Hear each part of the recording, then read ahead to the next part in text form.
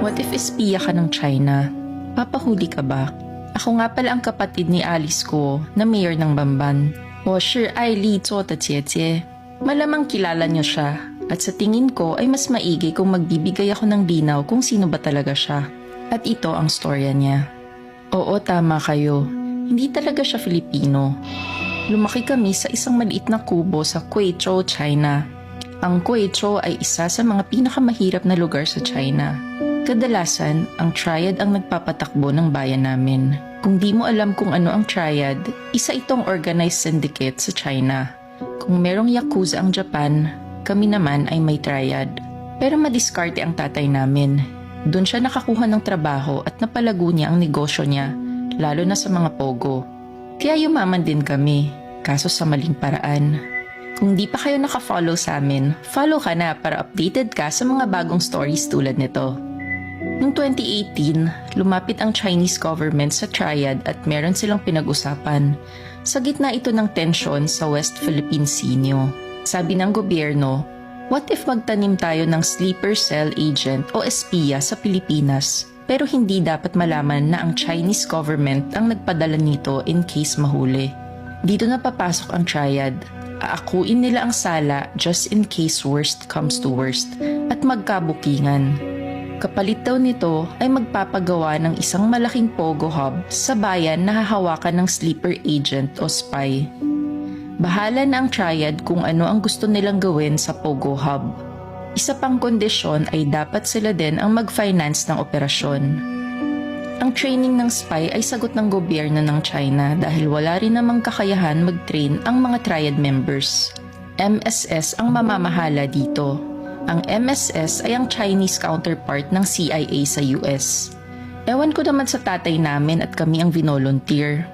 At dito nagsimula ang training namin ni Ate Alice. Sinama ako sa training as a backup just in case may mangyari kay ate. 2 years din kami nag-training. Ang hirap maging espiya. Pero ang pinaka-challenge namin ay ang mag-aral ng Tagalog. Pansin nyo din sa hearing, may punto si Ate Alice at basic Tagalog words lang ang gamit. Kasi nga Mandarin talaga ang native language namin. Hindi rin okay ang backstory namin ni Ate Alice. Wala masyadong eksplanasyon sa mga nawawalang taon namin bago dumating ng Pilipinas. Sabi nila, wag na daw pansinin masyado. Madali namang mauto ang mga Pilipino. Pera lang ang katapat. 2020 pinadala si Ate Alice sa Bamban. At dito na nila plinano na maging mayor si Ate sa Bamban. Isang maliit lang na munisipyo para di halata ng Philippine government. Nakapag-register din siya as a voter at nakapasa din sa COMELEC checking as a mayor candidate. Akalain mo yun, pera lang talagang katapat. And the rest of the story ay alam niyo na. Nanalo si Ate bilang mayor. Nakapagpagawa siya ng malaking pogo site at pati ang mga pogo workers ay ginawan din nila ng peking passport at birth certificate. Marami ring natutunan si Ate Alice sa Philippine government, lalo na sa emergency response nila in case may aatake. Lalo na din ang mga plano sa West Philippine Sea. Yun nga lang, na-raid ang pogo site na ito at na-trace kay ate. Magaling din si Ate Alice at nalulusutan niya ang mga tanong. Ang nakakatawa dito, kung sa ibang bansa ito, bitay ang katapat ng espionage. Pero dito sa Pinas, parang circus lang, nakakatawa. Kaya nakikiride na lang din ng Chinese government sa circus na ito. Ginawa ng madramang backstory si ate, na sa farm lumaki at anak ng katulong. Kasi mahilig sa mga gantong storya ang Pilipino. Nakakaaliw. At hanggang ngayon ay di pa rin inaaresto si Ate Alice. Kamote talaga ang Pilipinas.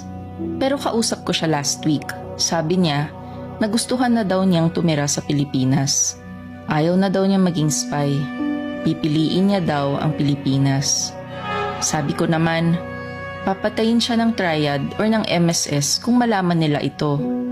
Di ko na rin alam kung ano nangyari, kung sinabi niya ba o hindi. Di ko rin alam kung isang propaganda ang sinabi niya sa akin at ito din ang next niyang sasabihin sa media. Ang alam ko lang, ilang araw ko na siyang di nakakausap. Baka napatay na siya ng MSS or triad dahil pinili niya ang Pilipinas.